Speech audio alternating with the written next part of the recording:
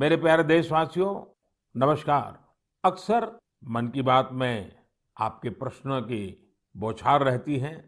इस बार मैंने सोचा कि कुछ अलग किया जाए।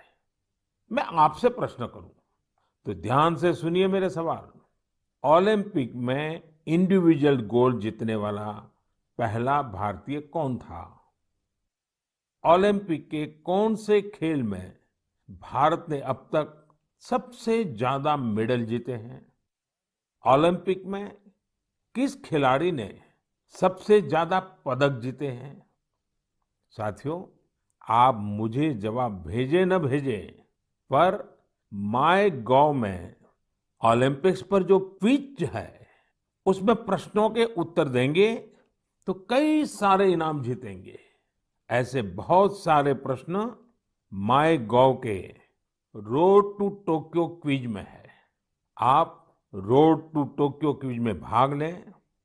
भारत ने पहले कैसा परफॉर्म किया है, हमारी टोक्यो ओलंपिक्स के लिए अब क्या तैयारी है, ये सब खुद जानें और दूसरों को भी बताएं। मैं आप सबसे आग्रह करना चाहता हूं कि आप इस क्विज कंपटीशन में जरूर हिस्सा लीजिए। साथियों, जब बात टोक्यो ओलंपिक्स की हो रही हो, तो भला मिल्खा सिंह जी जैसे लेजेंडरी एथलीट को कौन भूल सकता है। कुछ दिन पहले ही कोरोना ने उन्हें हमसे छीन लिया। जब वे अस्पताल में थे, तो मुझे उनसे बात करने का अवसर मिला था। बात करते हुए मैंने उनसे आग्रह किया था। मैंने कहा था कि आपने तो 1964 में टोक्यो ओलंपिक्स में भारत का प्रतिनिधित्व किया था, इसलिए इस बार जब हमारे खिलाड़ी ओलंपिक्स के लिए टोक्यो जा रहे हैं, तो आपको हमारे एथलीट्स का मनोबल बढ़ाना है, उन्हें अपने संदेश से प्रेरित करना है। वो खेल को लेकर इतना समर्पित और भावुक थे कि बीमारी में भी उन्होंने तुरंत ही इसके लिए हामी भर दी। लेकिन दुर्भाग्य से नियति को कुछ और मंजूर था। मुझे आज भी याद है, 2014 में वो सूरत आए थे। हम लोगों ने एक नाइट मैराथन का उद्घाटन किया था। उस समय उनसे जो गपशप हुई, खेलों के बारे में जो बात हुई, उससे मुझे भी बहुत प्रेरणा मिली थी। हम सब जानते हैं कि मिल्खा सिंह जी का पूरा परिवार स्पोर्ट्स को समर्पित रहा है, भारत का गौरव बढ़ाता रहा है। साथियों, जब टैलेंट, डेडिकेशन, डिटर्मिनेशन और स्पोर्ट्समैन स्पिरिट एक साथ मिलते हैं, तब जाकर कोई चैंपियन बनता है। हमारे देश में तो अधिकांश खिलाड़ी छोटे छोटे शहरों, कस्बों, गांवों से निकल करके आते हैं। टोक्यो जा रहे ओलंपिक दल में भी कई ऐसे खिलाड़ी शामिल हैं जिनका जीवन बहुत प्रेरित करता है। हमारे प्रवीण जाधव जी के बारे में आप सुनेंगे तो आपको भी लगेगा कि कितने कठिन संघर्षों से गुजरते हुए प्रवीण जी यहाँ पहुंचे हैं। प्रवीण जाधव जी महाराष्ट्र के सातारा जिले के एक गांव के रहने वाले हैं। वो आर्चरी के बेहतरीन खिलाड़ी हैं। उनके माता पिता मजदूरी कर परिवार चलाते हैं और अब उनका बेटा अपना पहला ओलंपिक्स खेलने टोक्यो जा रहा है। ये सिर्फ उनके माता पिता ही नहीं, हम सभी के लिए कितने गौरव की बात है। ऐसे ही एक और खिलाड़ी हैं हमारी नेहा गोयल जी। नेहा टोक्यो जा रही महिला हॉकी टीम की सदस्य हैं। उनकी माँ और बहनें साइकिल की फैक्ट्री में काम करके परिवार का खर्च जुटाती हैं। नेहा की तरह ही दीपिका कुमारी जी के जीवन का सफर भी उतार चढ़ाव भरा रहा है। दीपिका के पिता ऑटो रिक्शा चलाते हैं और उनकी माँ नर्स हैं। और अब देखिए, दीपिका अब टोक्यो ओलंपिक्स में भारत की तरफ से एकमात्र महिला तीरंदाज हैं। कभी विश्व की नंबर 1 तीरंदाज रही दीपिका के साथ हम सबकी शुभकामना है। साथियों, जीवन में हम जहां भी पहुंचते हैं, जितनी भी ऊंचाई प्राप्त करते हैं, जमीन से ये जुड़ाव हमेशा हमें अपनी जड़ों से बांधे रखता है। संघर्ष के दिनों के बाद मिली सफलता का आनंद भी कुछ और ही होता है। टोक्यो जा रहे हमारे खिलाड़ियों ने बचपन में साधनों संसाधनों की हर कमी का सामना किया, लेकिन वो डटे रहे, जुटे रहे। उत्तर प्रदेश के मुजफ्फरनगर की प्रियंका गोस्वामी जी का जीवन भी बहुत सीख देता है। प्रियंका के पिता बस कंडक्टर है। बचपन में प्रियंका को वो बैग बहुत पसंद था जो मेडल पाने वाली खिलाड़ियों को मिलता है।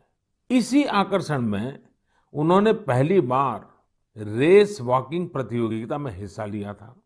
अब आज वो इसकी बड़ी चैंपियन है। जावलिन थ्रो में भाग लेने वाले शिवपाल सिंह जी बनारस के रहने वाले हैं। शिवपाल जी का तो पूरा परिवार ही इस खेल से जुड़ा हुआ है। इनके पिता, चाचा और भाई सभी भाला फेंकने में एक्सपर्ट हैं।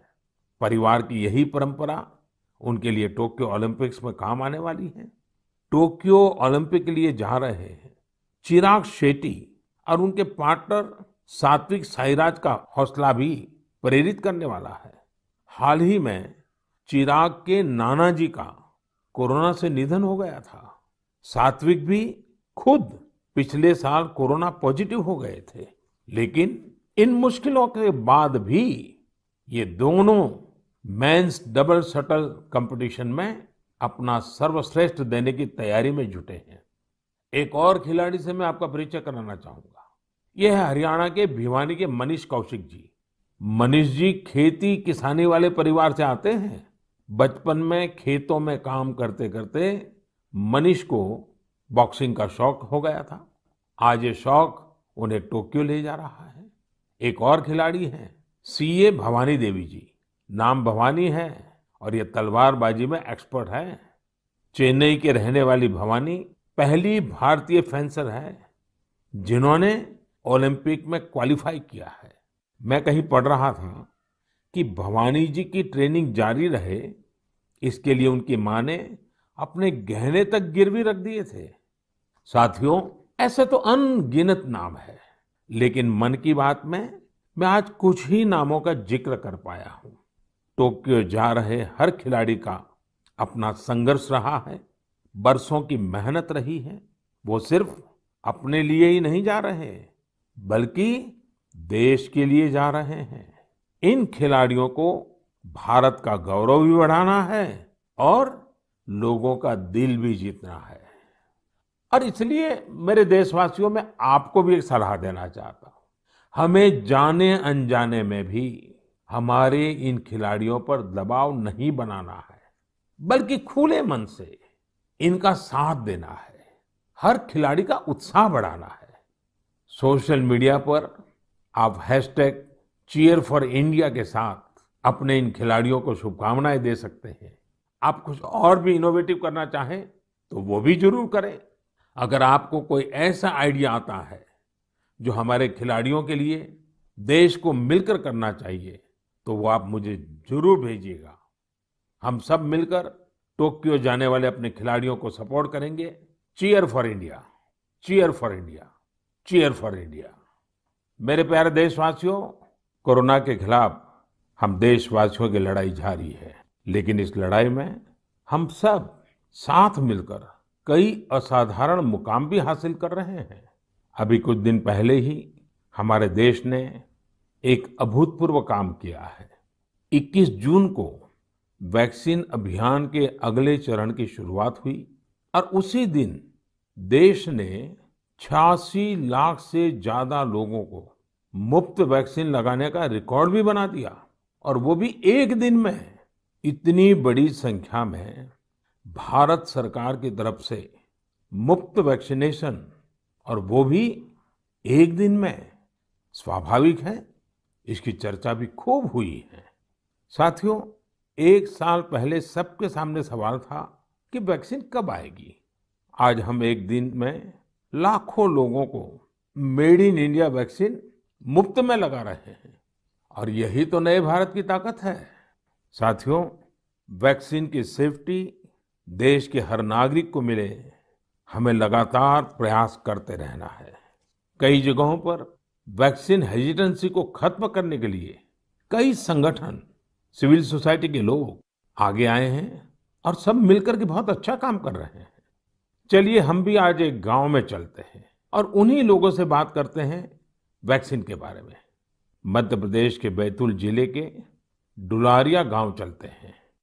हेलो। नमस्कार। नमस्ते जी। मेरा नाम राजेश हिरावे, ग्राम पंचायत डुलारिया, भीमपुर ब्लॉक। राजेश जी, मैंने फोन इसलिए किया कि मैं जानना चाहता था कि अभी आपके गांव में अब कोरोना की क्या स्थिति है। सर, यहाँ पे कोरोना की स्थिति तो अभी ऐसा कुछ नहीं है यहाँ। अभी लोग बीमार नहीं है। जी। गांव की जनसंख्या कितनी है, कितने लोग हैं गांव में। गांव में 462 पुरुष है और 332 महिलाएं हैं। अच्छा राजेश जी, आपने वैक्सीन ले ली क्या। नहीं सर, अभी नहीं लिया। अरे, क्यों नहीं लिया। सर जी, यहाँ पे कुछ लोगों ने कुछ व्हाट्सएप पे ऐसा भ्रम डाल दिया गया कि उससे लोग भ्रमित हो गए सर जी। तो क्या आपके मन में भी डर है। जी, सब पूरे गांव में ही ऐसा भ्रम फैला दिया था सर। अरे रे रे, ये क्या बात की आपने। देखिए राजेश जी, जी। मेरा आपको भी और मेरे सभी गांव के भाई बहनों को यही कहना है कि डर है तो निकाल दीजिए। जी।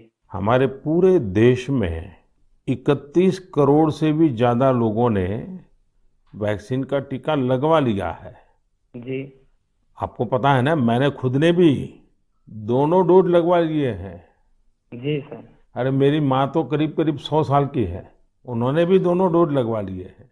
कभी कभी किसी को इससे बुखार वगैरह आता है, पर वो बहुत मामूली होता है, कुछ घंटों के लिए ही होता है। देखिए, वैक्सीन नहीं लेना बहुत खतरनाक हो सकता है। जी। इससे आप खुद को तो खतरे में डालते ही हैं, साथ ही में परिवार और गांव को भी खतरे में डाल सकते हैं। जी। और राजेश जी, इसलिए जितना जल्दी हो सके वैक्सीन लगवा लीजिए और गांव में सबको बताइए कि भारत सरकार की तरफ से मुफ्त वैक्सीन दी जा रही है और 18 वर्ष से ऊपर के सभी लोगों के लिए ये मुफ्त वैक्सीनेशन है। जी। जी। तो ये आप भी गांव में लोगों को बताइए। और गांव में ये डर का तो माहौल का कोई कारण ही नहीं है। कारण यही सर, कुछ लोगों ने ऐसी गलत अफवाह फैला दी जिससे लोग बहुत ही भयभीत हो गए। उसका उदाहरण देते, जैसा उस वैक्सीन को लगाने से बुखार आना, बुखार से और बीमारी फैल जाना, मतलब आदमी की मौत हो जाना, यहाँ तक के वो अफवाह फैलाए। हो। देखिए, आज तो इतने रेडियो, इतने टीवी, इतनी सारी खबरें मिलती हैं और इसलिए लोगों को समझाना बहुत सरल हो जाता है। और देखिए, मैं आपको बताऊं, भारत के अनेक गांव ऐसे हैं जहां सभी लोग वैक्सीन लगवा चुके हैं, यानी गांव के 100% लोग। जैसे मैं आपको एक उदाहरण देता हूं। जी। कश्मीर में बांदीपुरा जिला है। इस बांदीपुरा जिले में एक व्यवन गांव के लोगों ने मिलकर 100%, 100% वैक्सीन का लक्ष्य बनाया और उसे पूरा भी कर दिया। आज कश्मीर के इस गांव के 18 साल से ऊपर के सभी लोग टीका लगवा चुके हैं। नागालैंड के भी 3 गांवों के बारे में मुझे पता चला कि वहां भी सभी लोगों ने 100%, 100% टीका लगवा लिया है। जी। जी। राजेश जी, आपको भी अपने गांव, अपने आसपास के गांव में ये बात पहुंचानी चाहिए। और आप भी जैसे कहते हैं, ये भ्रम है, बस ये भ्रम ही है। जी। जी। तो भ्रम का जवाब यही है कि आपको खुद को टीका लगा करके समझाना पड़ेगा सबको। करेंगे ना आप। जी सर। पक्का करेंगे।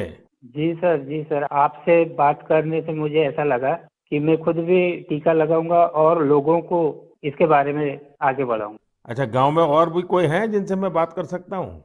जी है सर। कौन बात करेगा। हेलो सर, नमस्कार। नमस्ते जी, कौन बोल रहे हैं। मेरा नाम है किशोरीलाल दुर्वे। तो किशोरीलाल जी, अभी राजेश जी से बात हो रही थी जी सर। और वो तो बड़े दुखी होकर के भी बता रहे थे कि वैक्सीन को लेकर लोग अलग अलग बातें करते हैं। जी। आपने भी ऐसा सुना है क्या। हाँ, सुना तो हूँ सर वैसा। क्या सुना है। क्योंकि यह है सर, ये पास में महाराष्ट्र है, तो उधर से कुछ रिश्तेदारी से जुड़े लोग मतलब कुछ अफवाह फैलाते कि हम्म। वैक्सीन लेने से लोग सर मर रहे हैं, कोई बीमार हो रहा है। इस तरह लोगों के पास ज्यादा भ्रम है सर, इसलिए नहीं ले रहे। नहीं, कहते क्या है, अब कोरोना चला गया ऐसा कहते हैं? जी। कोरोना से कुछ नहीं होता ऐसा कहते हैं? नहीं, कोरोना चला गया नहीं बोलते सर, कोरोना तो है बोलते, लेकिन वैक्सीन जो लेते हैं उससे मतलब बीमारी हो रहे और मर रहे, ये स्थिति बताते सर वो। अच्छा, वैक्सीन के कारण मर रहे हैं? अपना क्षेत्र आदिवासी क्षेत्र है सर, ऐसे भी लोग इसमें जल्दी डरते हैं, जो भ्रम फैला देते इस कारण से, मतलब लोग नहीं ले रहे सर वैक्सीन। देखिए किशोरलाल जी, जी हाँ ये सर। अफवाहें फैलाने वाले लोग तो अफवाहें फैलाते रहेंगे। जी। हमें तो जिंदगी बचानी है, अपने गांव वालों को बचाना है, अपने देशवासियों को बचाना है। और ये अगर कोई कहता है कि कोरोना चला गया, तो ये भ्रम में मत रहिए। जी। ये बीमारी ऐसी है, ये बहुरूपिये वाली है। जी सर। वो रूप बदलती है, नए नए रंग रूप करके पहुंच जाती है। जी। और उसमें बचने के लिए हमारे पास दो रास्ते हैं। एक तो कोरोना के लिए जो प्रोटोकॉल बना है, मास्क पहनना, साबुन से बार बार हाथ धोना, दूरी बनाए रखना। और दूसरा रास्ता है, इसके साथ साथ वैक्सीन का टीका लगवाना, वो भी एक अच्छा सुरक्षा कवच है, तो उसकी चिंता करिए। जी। अच्छा किशोरलाल जी, ये बताइए, जी सर। जब लोग आपसे बातें करते तो आप कैसे समझाते हैं लोगों को? आप समझाने का काम करते हैं कि आप भी अफवाह में आ जाते हैं? अरे समझाए क्या, वो लोग ज्यादा हो जाते सर, तो हम भी भयभीत में आ जाते ना सर। देखिए किशोरलाल जी, मेरी आपसे बात हुई है, आज आप मेरे साथी हैं। जी सर। आपको डरना नहीं है और लोगों के डर को भी निकालना है। निकालोगे? जी। निकालेंगे सर, लोगों के डर को भी निकालेंगे सर, मैं स्वयं भी खुद लगाऊंगा। देखिए, अफवाहों पर बिल्कुल ध्यान न दें। जी। आप जानते हैं हमारे वैज्ञानिकों ने कितनी मेहनत करके वैक्सीन बनाई है। जी सर। साल भर रात दिन इतने बड़े बड़े वैज्ञानिकों ने काम किया है। और इसलिए हमें विज्ञान पे भरोसा करना चाहिए, वैज्ञानिकों पर भरोसा करना चाहिए। और ये झूठ फैलाने वाले लोगों को बार बार समझाना चाहिए कि देखिए भाई, ऐसा नहीं होता है। इतने लोगों ने वैक्सीन ले लिया है, कुछ नहीं होता है। जी। और अफवाहों से बहुत बच करके रहना चाहिए, गांव को भी बचाना चाहिए। जी। और राजेश जी, किशोरीलाल जी, आप जैसे साथियों को तो मैं कहूंगा कि आप अपने ही गांव में नहीं, और गांवों में भी इन अफवाहों को रोकने का काम कीजिए और लोगों को बताइए मेरे से बात हुई है। जी सर। बता दीजिए, मेरा नाम बता दीजिए। बताएंगे सर, और समझाएंगे लोगों को, और स्वयं भी लेंगे। देखिए, आपके पूरे गांव को मेरी तरफ से शुभकामनाएं दीजिए। जी सर। और सभी से कहिए कि जब भी अपना नंबर आए, जी। वैक्सीन जरूर लगवाएं। ठीक है सर। मैं चाहूंगा कि गांव की महिलाओं को, हमारी माताओं बहनों को जी सर। इस काम में ज्यादा से ज्यादा जोड़िए और सक्रियता के साथ उनको साथ रखिए। जी। कभी कभी माताएं बहनें बात कहती है ना, लोग जल्दी मान जाते हैं। जी। आपके गांव में जब टीकाकरण पूरा हो जाए तो मुझे बताएंगे आप? हाँ बताएंगे सर। पक्का बताएंगे? जी। देखिए, मैं इंतजार करूंगा आपकी चिट्ठी का। जी सर। चलिए राजेश जी, किशोर जी, बहुत बहुत धन्यवाद, आपसे बात करने का मौका मिला। धन्यवाद सर, आपने हम बात किया है, बहुत बहुत धन्यवाद आपको भी। साथियों, कभी न कभी ये विश्व के लिए केस स्टडी का विषय बनेगा कि भारत के गांव के लोगों ने, हमारे वनवासी आदिवासी भाई बहनों ने इस कोरोना काल में किस तरह अपने सामर्थ्य और सूझबूझ का परिचय दिया। गांव के लोगों ने क्वारंटाइन सेंटर बनाए, स्थानीय जरूरतों को देखते हुए कोविड प्रोटोकॉल बनाए। गांव के लोगों ने किसी को भूखा नहीं सोने दिया, खेती का काम भी रुकने नहीं दिया। नजदीक के शहरों में दूध, सब्जियां, ये सब हर रोज पहुंचता रहे, ये भी गांव ने सुनिश्चित किया। यानी खुद को संभाला, औरों को भी संभाला। ऐसे ही हमें वैक्सीनेशन अभियान में भी करते रहना है।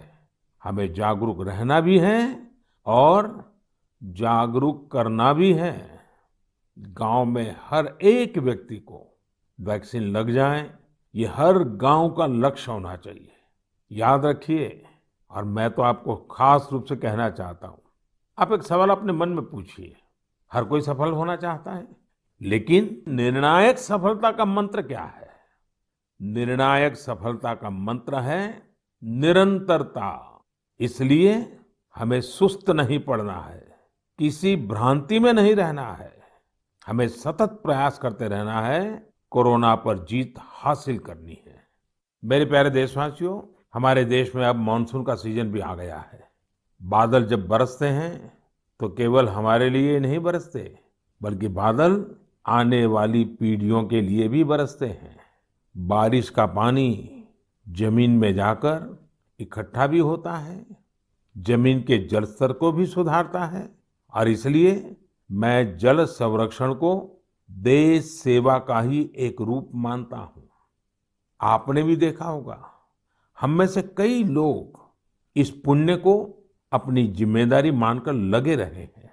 ऐसे ही एक शख्स हैं उत्तराखंड के पौड़ी गढ़वाल के सच्चिदानंद भारती जी।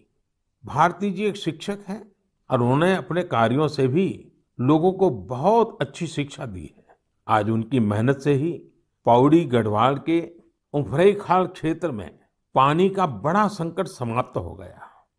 जहां लोग पानी के लिए तरसते थे, वहां आज साल भर जल की आपूर्ति हो रही है। साथियों, पहाड़ों में जल संरक्षण का एक पारंपरिक तरीका रहा है, जिसे चाल खाल भी कहा जाता है, यानी पानी जमा करने के लिए बड़ा सा गड्ढा खोदना। इस परंपरा में भारती जी ने कुछ नए तौर तरीकों को भी जोड़ दिया। उन्होंने लगातार छोटे बड़े तालाब बनवाए। इससे न सिर्फ उफरैंखाल की पहाड़ी हरी भरी हुई, बल्कि लोगों की पेयजल की दिक्कत भी दूर हो गई। आप ये जानकर हैरान रह जाएंगे कि भारती जी ऐसी 30,000 से अधिक जल तलैया बनवा चुके हैं। 30,000। उनका ये भगीरथ कार्य आज भी जारी है और अनेक लोगों को प्रेरणा दे रहे हैं। साथियों, इसी तरह यूपी के बांदा जिले में अंधाव गांव के लोगों ने भी एक अलग ही तरह का प्रयास किया है। उन्होंने अपने अभियान को बड़ा ही दिलचस्प नाम दिया है, खेत का पानी खेत में, गांव का पानी गांव में। इस अभियान के तहत गांव के कई 100 बीघे खेतों में ऊंची ऊंची मेड़ बनाई गई है। इससे बारिश का पानी खेत में इकट्ठा होने लगा और जमीन में जाने लगा। अब ये सब लोग खेतों की मेड़ पर पेड़ लगाने की भी योजना बना रहे हैं। यानी अब किसानों को पानी, पेड़ और पैसा तीनों मिलेगा। अपने अच्छे कार्यों से पहचान तो उनके गांव की दूर दूर तक वैसे भी हो रही है। साथियों, इन सभी से प्रेरणा लेते हुए हम अपने आसपास जिस भी तरह से पानी बचा सकते हैं, हमें बचाना चाहिए। मानसून के इस महत्वपूर्ण समय को हमें गंवाना नहीं है। मेरे प्यारे देशवासियों, हमारे शास्त्रों में कहा गया है, नास्ति मूलम अनौषधम, अर्थात पृथ्वी पर ऐसी कोई वनस्पति ही नहीं है जिसमें कोई न कोई औषधीय गुण न हो। हमारे आसपास ऐसे कितने ही पेड़ पौधे होते हैं जिनमें अद्भुत गुण होते हैं, लेकिन कई बार हमें उनके बारे में पता ही नहीं होता। मुझे नैनीताल से एक साथी भाई परितोष ने इस विषय पर एक पत्र भेजा है। उन्होंने लिखा है कि उन्हें गिलोय और दूसरी कई वनस्पतियों के इतने चमत्कारी मेडिकल गुणों के बारे में कोरोना आने के बाद ही पता चला। परितोष ने मुझे आग्रह भी किया है कि मैं मन की बात के सभी श्रोताओं से कहूं कि आप अपने आसपास की वनस्पतियों के बारे में जानिए और दूसरों को भी बताइए। वास्तव में ये तो हमारी सदियों पुरानी विरासत है, जिसे हमें ही संजोना है। इसी दिशा में मध्य प्रदेश के सतना के एक साथी हैं श्रीमान रामलोटन कुशवाहा जी। उन्होंने बहुत ही सराहनीय काम किया है। रामलोटन जी ने अपने खेत में एक देशी म्यूजियम बनाया है। इस म्यूजियम में उन्होंने सैकड़ों औषधीय पौधों और बीजों का संग्रह किया है। इन्हें वो दूर सुदूर क्षेत्रों से यहाँ लेकर आए हैं। इसके अलावा वो हर साल कई तरह की भारतीय सब्जियां भी उगाते हैं। रामलोटन जी की इस बगिया, इस देशी म्यूजियम को लोग देखने भी आते हैं और उससे बहुत कुछ सीखते भी हैं। वाकई एक बहुत अच्छा प्रयोग है जिसे देश के अलग अलग क्षेत्रों में दोहराया जा सकता है। मैं चाहूंगा आप में से जो लोग इस तरह का प्रयास कर सकते हैं वो जरूर करें। इससे आपकी आय के नए साधन भी खुल सकते हैं। एक लाभ ये भी होगा कि स्थानीय वनस्पतियों के माध्यम से आपके क्षेत्र की पहचान भी बढ़ेगी। मेरे प्यारे देशवासियों, अब से कुछ दिनों बाद 1 जुलाई को हम नेशनल डॉक्टर्स डे मनाएंगे। ये दिन देश के महान चिकित्सक और स्टेट्समैन डॉक्टर बीसी राय की जन्म जयंती को समर्पित है। कोरोना काल में डॉक्टर्स के योगदान के हम सब आभारी हैं। हमारे डॉक्टर्स ने अपनी जान की परवाह न करते हुए हमारी सेवा की है। इसलिए इस बार नेशनल डॉक्टर्स डे और भी खास हो जाता है। साथियों, मेडिसिन की दुनिया के सबसे सम्मानित लोगों में से एक हिपोक्रेट्स ने कहा था, wherever the art of medicine is loved, there is also a love of humanity. यानी जहां आर्ट ऑफ मेडिसिन के लिए प्रेम होता है, वहां मानवता के लिए भी प्रेम होता है।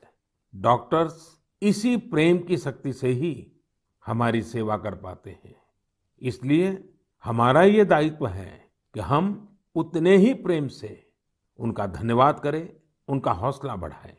वैसे हमारे देश में कई लोग ऐसे भी हैं जो डॉक्टर्स की मदद के लिए आगे बढ़कर काम करते हैं।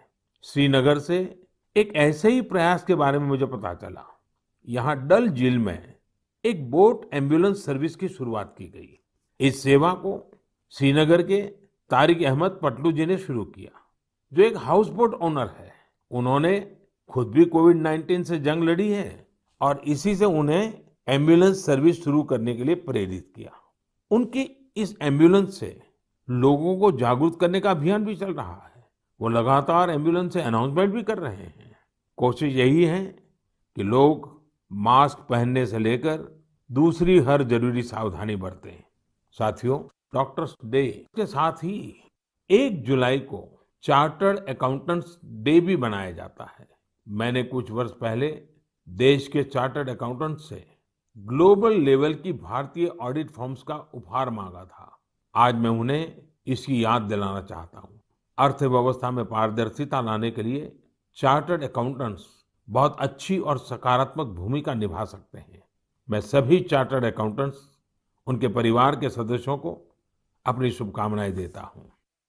मेरे प्यारे देशवासियों, कोरोना के खिलाफ भारत की लड़ाई की एक बड़ी विशेषता है। इस लड़ाई में देश के हर व्यक्ति ने अपनी भूमिका निभाई है। मैंने मन की बात में अक्सर इसका जिक्र किया है, लेकिन कुछ लोगों को शिकायत भी रहती है कि उनके बारे में उतनी बात नहीं हो पाती है। अनेक लोग, चाहे बैंक स्टाफ हो, टीचर्स हो, छोटे व्यापारी या दुकानदार हो, दुकानों में काम करने वाले लोग हों, रेहड़ी पटरी वाले भाई बहन हो, सिक्योरिटी वॉचमैन या फिर पोस्टमैन और पोस्ट ऑफिस के कर्मचारी, दरअसल यह लिस्ट बहुत ही लंबी है और हर किसी ने अपनी भूमिका निभाई है। शासन प्रशासन में भी कितने ही लोग अलग अलग स्तर पर जुटे रहे हैं। साथियों, आपने संभवतः भारत सरकार में सचिव रहे गुरुप्रसाद महापात्र जी का नाम सुना होगा।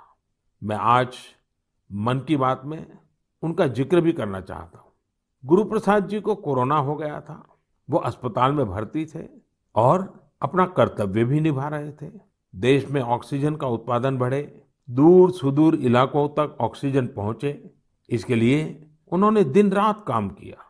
एक तरफ कोर्ट कचहरी का चक्कर, मीडिया का प्रेशर, एक साथ कई मोर्चों पर वो लड़ते रहे। बीमारी के दौरान उन्होंने काम करना बंद नहीं किया। मना करने के बाद भी वो जीत करके ऑक्सीजन पर होने वाली वीडियो कॉन्फ्रेंस में भी शामिल हो जाते थे। देशवासियों की इतनी चिंता थी उन्हें, वो अस्पताल के बेड पर खुद की परवाह किए बिना देश के लोगों तक ऑक्सीजन पहुंचाने के लिए इंतजाम में जुटे रहे। हम सबके लिए दुखद है कि इस कर्मयोगी को भी देश ने खो दिया है। कोरोना ने उन्हें हमसे छीन लिया है। ऐसे अनगिनत लोग हैं जिनकी चर्चा कभी हो नहीं पाई। ऐसे हर व्यक्ति को हमारी श्रद्धांजलि यही होगी कि हम कोविड प्रोटोकॉल का पूरी तरह पालन करें, वैक्सीन जरूर लगवाएं। मेरे प्यारे देशवासियों, मन की बात की सबसे अच्छी बात यह है कि इसमें मुझसे ज्यादा आप सबका योगदान रहता है। अभी मैंने माय गॉव में एक पोस्ट देखी जो चेन्नई के थिरु आर गुरुप्रसाद जी की है। उन्होंने जो लिखा है वो जानकर आपको भी अच्छा लगेगा। उन्होंने लिखा है कि वो मन की बात प्रोग्राम के रेगुलर लिसनर है। गुरुप्रसाद जी की पोस्ट से अब मैं कुछ पंक्तियां कोट कर रहा हूं। उन्होंने लिखा है, जब भी आप तमिलनाडु के बारे में बात करते हैं तो मेरा इंटरेस्ट और भी बढ़ जाता है। आपने तमिल भाषा और तमिल संस्कृति की महानता, तमिल त्योहारों और तमिलनाडु के प्रमुख स्थानों की चर्चा की है। गुरु प्रसाद जी आगे लिखते हैं कि मन की बात में मैंने तमिलनाडु के लोगों की उपलब्धियों के बारे में भी कई बार बताया है। थिरुकुरल के प्रति आपके प्यार और थिरुवल्लुवर जी के प्रति आपके आदर का तो कहना ही क्या। इसलिए मैंने मन की बात में आपने जो कुछ भी तमिलनाडु के बारे में बोला है उन सबको संकलित कर एक ई बुक तैयार की है।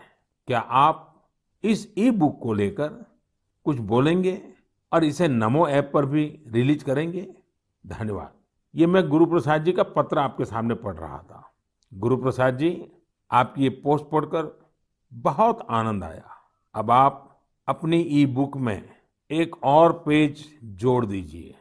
नान तमिल कला चाराक्तिन पेरिय अभिमानी, नान उलगतलय पलमयान तमिल मोलियन पेरिय अभिमानी। उच्चारण का दोष अवश्य होगा, लेकिन मेरा प्रयास और मेरा प्रेम कभी भी कम नहीं होगा। जो तमिल भाषी नहीं है उन्हें मैं बताना चाहता हूँ, गुरु प्रसाद जी को मैंने कहा है, मैं तमिल संस्कृति का बहुत बड़ा प्रशंसक हूँ। मैं दुनिया की सबसे पुरानी भाषा तमिल का बड़ा प्रशंसक हूँ। साथियों, हर हिंदुस्तानी को विश्व की सबसे पुरातन भाषा हमारे देश की है, इसका गुणगान करना ही चाहिए, उस पर गर्व महसूस करना चाहिए। मैं भी तमिल को लेकर बहुत गर्व करता हूँ। गुरु प्रसाद जी, आपका ये प्रयास मेरे लिए एक नई दृष्टि देने वाला है, क्योंकि मैं मन की बात करता हूँ तो सहज सरल तरीके से अपनी बात रखता हूँ। मुझे नहीं मालूम था कि इसका ये भी एक एलिमेंट था। आपने जब पुरानी सारी बातों को इकट्ठा किया तो मैंने भी उसे एक बार नहीं बल्कि 2 बार पढ़ा। गुरु प्रसाद जी, आपकी इस बुक को मैं नमो ऐप पर जरूर अपलोड करवाऊंगा। भविष्य के प्रयासों के लिए आपको बहुत बहुत शुभकामनाएं। मेरे प्यारे देशवासियों, आज हमने कोरोना की कठिनाइयों और सावधानियों पर बात की। देश और देशवासियों की कई उपलब्धियों पर भी चर्चा की। अब एक और बड़ा अवसर भी हमारे सामने है। 15 अगस्त भी आने वाला है। आजादी के 75 वर्ष का अमृत महोत्सव हमारे लिए बहुत बड़ी प्रेरणा है। हम देश के लिए जीना सीखें। आजादी की जंग देश के लिए मरने वालों की कथा है। आजादी के बाद के इस समय को हमें देश के लिए जीने वालों की कथा बनाना है। हमारा मंत्र होना चाहिए इंडिया फर्स्ट। हमारे हर फैसले, हर निर्णय का आधार होना चाहिए इंडिया फर्स्ट। साथियों, अमृत महोत्सव में देश ने कई सामूहिक लक्ष्य भी तय किए हैं। जैसे हमें अपने स्वाधीनता सेनानियों को याद करते हुए उनसे जुड़े इतिहास को पुनर्जीवित करना है। आपको याद होगा कि मन की बात में मैंने युवाओं से स्वाधीनता संग्राम पर इतिहास लेखन करके शोध करने इसकी अपील की थी। मकसद ये था कि युवा प्रतिभाएं आगे आए, युवा सोच, युवा विचार सामने आए, युवा कलम नई ऊर्जा के साथ लेखन करे। मुझे ये देखकर बहुत अच्छा लगा कि बहुत ही कम समय में 2500 से ज्यादा युवा इस काम को करने के लिए आगे आए हैं। साथियों, दिलचस्प बात यह है, 19वीं 20वीं शताब्दी के जंग की बात तो आमतौर पर होती रहती है, लेकिन खुशी इस बात की है कि 21वीं सदी में जो युवा पैदा हुए हैं, 21वीं सदी में जिनका जन्म हुआ है, ऐसे मेरे नौजवान साथियों ने 19वीं और 20वीं शताब्दी की आजादी की जंग को लोगों के सामने रखने का मोर्चा संभाला है। इन सभी लोगों ने माईगॉव पर इसका पूरा ब्यौरा भेजा है। ये लोग हिंदी, इंग्लिश, तमिल, कन्नड़ा, बांग्ला, तेलुगु, मराठी, मलयालम, गुजराती ऐसी देश की अलग अलग भाषाओं में स्वाधीनता संग्राम पर लिखेंगे। कोई स्वाधीनता संग्राम से जुड़े रहे अपने आसपास के स्थानों की जानकारी जुटा रहा है, तो कोई आदिवासी स्वाधीनता सेनानियों पर किताब लिख रहा है। एक अच्छी शुरुआत है। मेरा आप सभी से अनुरोध है कि अमृत महोत्सव से जैसे भी जुड़ सकते हैं जरूर जुड़ें। ये हमारा सौभाग्य है कि हम आजादी के 75 वर्ष के पर्व का साक्षी बन रहे हैं। इसलिए अगली बार जब हम मन की बात में मिलेंगे तो अमृत महोत्सव की और तैयारियों पर भी बात करेंगे।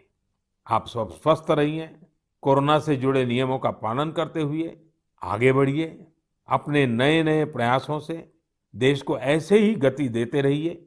इन्हीं शुभकामनाओं के साथ बहुत बहुत